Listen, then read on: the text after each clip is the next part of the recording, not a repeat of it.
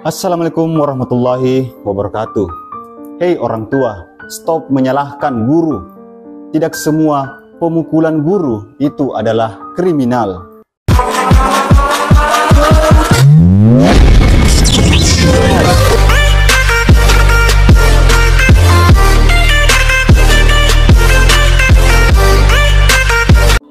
Ada beberapa orang tua yang pikirannya sangat pendek dan menjadikan sekolah hanya menjadi tempat penitipan anak, hingga apabila anaknya dididik, malah dendam ke gurunya. Dia seolah lupa akan niatnya memasukkan anaknya di sekolah ini untuk dibina, dididik, dan diajar. Tapi ketika guru sudah mendidik mereka, malah datang untuk menuntut. Bukannya sadar sewaktu pandemi ketika anaknya hanya tinggal di rumah, mereka marah dengan anaknya karena lelah mendidik. Itu cuma mendidik, belum mengajar dan lain-lain. Wahai orang tua, sadarlah, bukankah di luar sana engkau selalu menilai anak orang lain yang tidak punya sopan santun, tak tahu etika, lantas mengapa engkau tak melihat anakmu? Jika tujuan menyekolahkan anakmu hanya sebagai tempat penitipan anak di sekolah, sebaiknya masukkan saja dia ke dalam panti asuhan. Jika anak Anda tak mau dibina, dididik oleh sekolah, jangan biarkan dia masuk sekolah, atau paling tidak bangun sekolah sendiri yang bebas tanpa aturan. Hingga ketika dewasa nanti berjalan seolah-olah dengan kesombongan serta tanpa etika dan adab. Hingga apa yang engkau nilai dari anak orang lain akan kau ucapkan juga ke anakmu kelak, bahwa anak itu tak bermoral, tak punya sopan santun. Maaf apabila ada kalimat yang tidak enak untuk didengar, namun itulah kenyataannya. Banyak rekan guru yang langkahnya harus berhenti hanya karena orang tua yang minim akan ilmu dan menghentikan langkah seorang ayah mencari nafkah dan langkah seorang ibu yang mencari nafkah hanya karena masalah mendidik anak Anda. Anda pilih menegakkan HAM, hak asasi manusia, atau akhlak anak yang kita bobrok. HAM tidak pernah berbuat apa-apa ketika akhlak anak Anda rusak, tetapi ketika anak dicubit untuk disiplinkan, HAM berbicara sangat lantang. Sebuah pembelajaran berharga untuk orang tua atau wali murid dari seorang hakim di persidangan. Mari dengarkan ini. Hakim itu mengejutkan semua orang di ruang sidang. Beliau membebaskan seorang terdakwa, kemudian meninggalkan tempat duduknya lalu turun untuk mencium tangan terdakwa.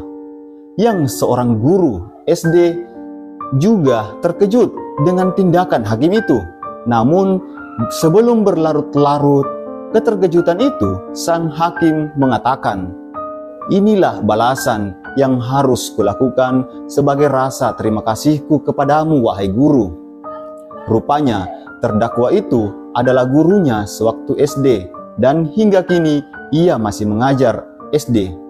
Ia menjadi terdakwa setelah dilaporkan oleh salah seorang wali murid gara-gara ia memukul salah seorang siswanya. Ia tak lagi mengenali muridnya itu, namun sang hakim tahu persis bahwa pria tua yang duduk di kursi pesakitan itu adalah gurunya. Hakim yang dulu menjadi murid dari guru tersebut mengerti benar pukulan dari guru itu bukanlah kekerasan. Pukulan itu tidak menyebabkan sakit dan tidak melukai, hanya sebuah pukulan ringan untuk membuat murid tersebut mengerti akhlak dan menjadi lebih disiplin. Pukulan itulah yang mengantarkannya menjadi seorang hakim seperti sekarang. Dulu saat kita nakal atau tidak disiplin, guru biasa menghukum kita, bahkan mungkin pernah memukul kita saat kita mengadu kepada orang tua. Mereka lalu menasehati agar kita berubah. Hampir tidak ada orang tua yang menyalahkan guru karena mereka percaya itu adalah bagian dari proses pendidikan yang harus kita jalani. Buahnya, kita menjadi mengerti sopan santun, memahami adab, menjadi lebih disiplin. Kita tumbuh menjadi pribadi-pribadi yang terhormat kepada guru dan kedua orang tua kita tentunya. Lalu saat kita menjadi orang tua di zaman sekarang, tak sedikit berita orang tua melaporkan guru mereka karena telah mencubit atau menghukum anaknya di sekolah, hingga menjadi sebuah fenomena seperti yang dirilis di Kabar Sumatera. Guru-guru terkesan membiarkan siswanya. Fungsi mereka tinggal mengajar saja, menyampaikan pelajaran, selesai. Bukan untuk mendidik. Fungsi pendidikan sudah hilang karena tidak adanya kerjasama antara guru dan orang tua dan masyarakat. Jangan salahkan guru jika murid sekarang kurang mengerti akhlak dan hasil pendidikannya tidak seperti yang diharapkan orang tua. Bukannya tidak mau mendidik, mereka takut dilaporkan oleh wali murid, seperti yang dialami teman-temannya. Sudah beberapa guru di Sumatera Selatan dilaporkan oleh wali murid hingga harus berurusan dengan polisi. Di Bantaeng, guru Sulawesi Selatan. Di Jawa Tengah, guru sudah mencubit siswanya dipidanakan. Di Jeneponto, seorang guru dipidanakan hanya karena menegur siswanya yang mengolok-olok gurunya saat mengajar. Bahkan ada guru yang ingin ditebas hanya karena menegur siswanya merokok. Dan kasus yang baru saja viral, seorang guru harus kehilangan satu bola matanya akibat diketapel oleh orang tua siswa karena menegurnya merokok. Semuanya atas nama HAM, Undang-Undang Perlindungan Anak. Tapi ketika moralitas hancur, akhlak generasi bobrok, pernahkah HAM dan dedengkotnya menjadi saksi atau melakukan aksi nyata untuk menuntut perbaikan moral dan akhlak? Tentu tidak. Bagaimana kita para orang tua atau wali murid bisa membangun hubungan yang lebih baik dengan guru agar kita lebih bersinergi untuk menyiapkan sebuah generasi masa depan, bukan hubungan atas dasar transaksi yang rentan lapor-melapor. Hingga akhirnya suatu saat nanti ada yang mengatakan, "Pak Guru, kenapa tidak mau menghukum siswanya setiap kali melakukan kesalahan?" Dan apa yang didapat? Ini dia.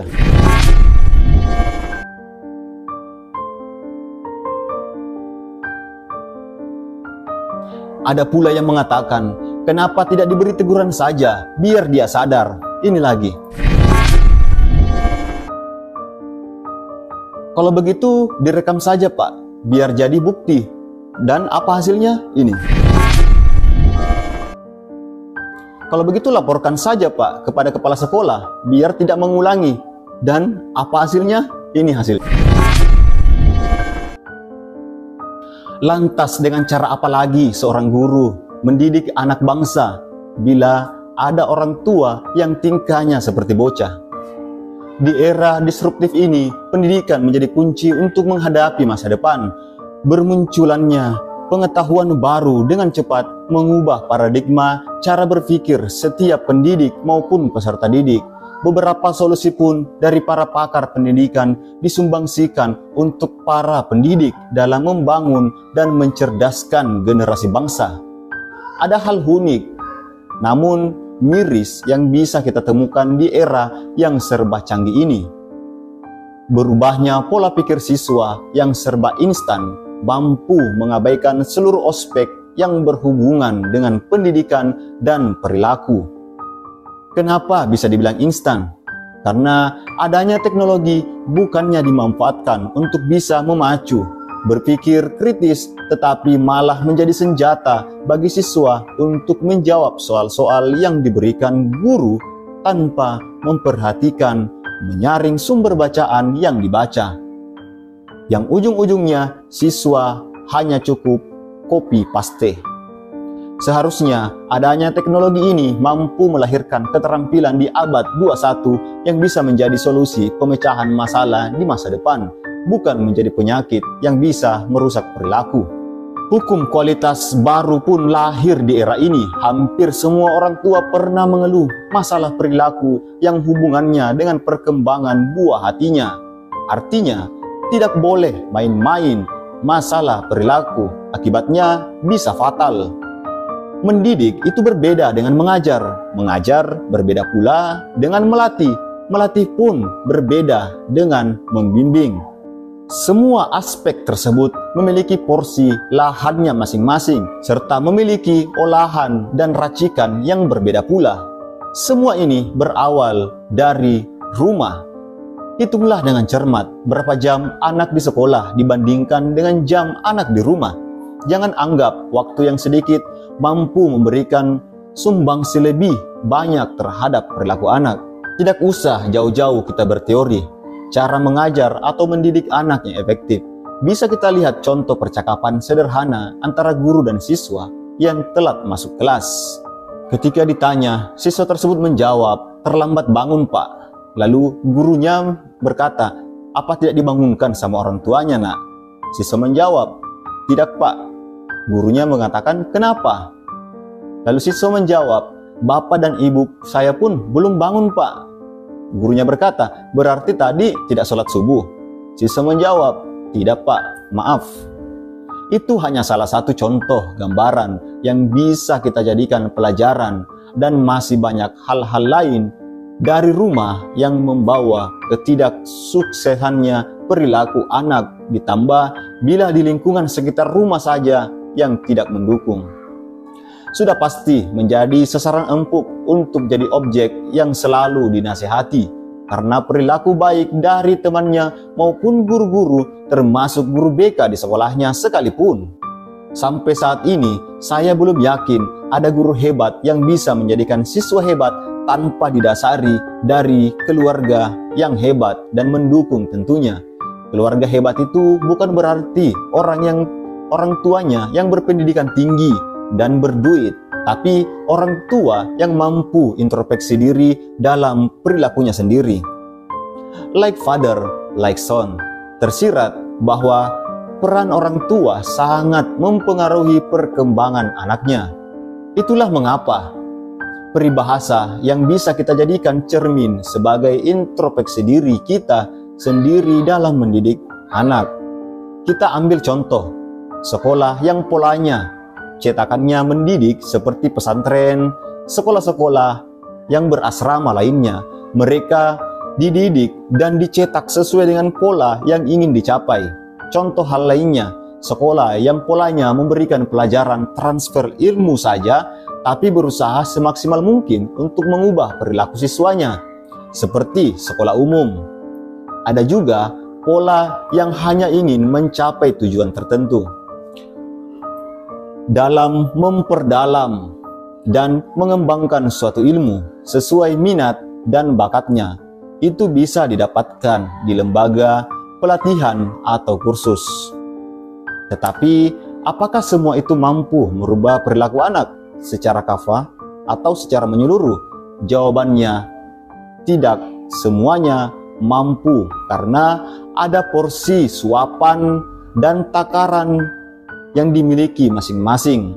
Untuk melengkapi jawaban ini, saya menyarankan konsep triangular communication dan action atau TCC diterapkan dalam mengatasi permasalahan-permasalahan yang berhubungan dengan perilaku dan ketercapaian siswa dalam pembelajaran. Konsep TCC ini digambarkan dalam grafik berikut. Gambar grafik tersebut menjelaskan bahwa alur komunikasi yang baik sebagai solusi memecahkan masalah adalah adanya keterkaitan antara guru, siswa, dan orang tua, serta tidak hanya komunikasi yang diterapkan, tetapi tindakan dari tiga peran tersebut harus dijalankan, sehingga simbol berlian itu akan muncul sebagai harapan penentu masa depan. Simbol berlian mengartikan adanya kekuatan dan keseimbangan demi tercapainya tujuan yang diinginkan, karena perilaku atau adab tidak bisa dibayar dengan uang. Tidak hanya TCC yang mampu memperbaiki Ada juga yang mampu merusak tatanan TCC tersebut, yaitu lingkungan menjelma sebagai kaum protagonis maupun antagonis yang bisa mengacak-ngacak tatanan tujuan mulia konsep TCC tersebut. Bahkan saat di tengah COVID, kita bisa melihat ada siswa yang merayakan kelulusannya dengan cara brutal. Padahal kalau kita lihat mereka tidak melalui uji tes pada umumnya atau ujian nasional. Lalu mereka bahagia karena apa? Ada juga yang demi konten melakukan hal yang di luar naluri, ya, seperti memberikan sembako yang berupa sampah yang dibungkus rapi layaknya sembako pada umumnya, tetapi di dalamnya ketika dibuka terdapat sampah. Bahkan demi kepopulerannya agar viral, ada yang sampai ke rumah rukun iman dan Islam, seperti canda-candain sholat yang direkam melalui aplikasi agar viral dan diunggah di media sosial lainnya, dan tantangan minum air di siang hari saat bulan Ramadan. Astagfirullah. Mereka terkenal karena menghinakan dirinya sendiri di saat orang berlomba-lomba ingin memperbaiki diri, hijrah. Apakah adab itu menjelma seperti itu? Saya memberikan masukan untuk para orang tua bahwa tujuan mulia dari pendidikan dimanapun itu sama. Aku yakin yang membedakan hanya pola. Karakteristik pola ini bisa dibentuk dan didiskusikan dengan konsep yang ada sesuai dengan tujuan yang ingin dicapai. Sebagaimana bisa membentuk pola, semua itu bermuara dalam konsep peran guru, siswa, dan orang tua pastinya. Adab tak mampu dicapai dengan uang. Saat ia berguru agama dengan para kiai dan ustaznya, awal yang dites adalah adab, bukan ilmu. Hal ini sangat penting bahwa perilaku menentukan derajat seseorang. Menurut Einstein dalam buku Holistik Pedagogi bahwa karakter lebih penting daripada pengetahuan, maka dari itu beradab dulu sebelum berilmu. Sebagaimana kita ketahui bahwa pendidikan di Indonesia masih condong mementingkan ilmu daripada karakter. Kurikulum Merdeka atau dalam pendidikan karakter di Indonesia digemborkan yang diterbitkan melalui Perpres tentang penguatan pendidikan karakter atau PPK. Meskipun sudah berjalan sampai sekarang, PPK ini belum bisa melengkapi ketercapaian karakter yang diinginkan bila TCC ini tidak digerakkan atau dipraktekkan dalam visi dan misi bersama antara murid, guru, dan orang tua siswa tentunya. Begitupun pendidikan moral yang diterapkan di Finlandia, negara yang memiliki reputasi pendidikan terbaik di dunia. Apakah pendidikan negara-negara yang lebih mengedepankan moral itu gagal atau lebih sukses daripada pola yang hanya sekedar mengedepankan transfer ilmu saja? Jawabannya jelas lebih sukses dan beradab. Mungkin bila Anda memiliki rezeki, bisa kita jalan-jalan ke sana ya, ke negara tersebut. Dijamin betah dan amanah. Itulah pentingnya pendidikan moral. Untuk para ibu dan bapak yang berperan sebagai orang tua saat ini di tengah pandemi waktu itu, ibu dan bapak baru saja diuji dalam membimbing pembelajaran saja sudah kewalahan, minta ampun sudah banyak keluhan ya. Keluhan ini itu, padahal itu anak Anda sendiri. Itu baru beberapa bulan. Bagaimana dengan guru-guru mereka di sekolah? Mereka atau guru tidak pernah merasa mengeluh dalam mengajar. Meski ada sampai saat ini beberapa guru yang bercucuran keringatnya hanya dibayar dengan cap ikhlas. Andai adab bisa dibayar dengan uang, mungkin sekolah-sekolah favorit yang berlabel taraf internasional, dan itu layaknya promosi marketing, dan orang yang berduit pasti mampu membayar adab ya. Itulah kenapa keluarga yang hebat bukanlah keluarga yang berpendidikan, dan yang berduit Tetapi keluarga hebat adalah orang tua yang mampu mengintrospeksi diri sendiri dengan baik. Saya paham bahwa ini tidak mudah.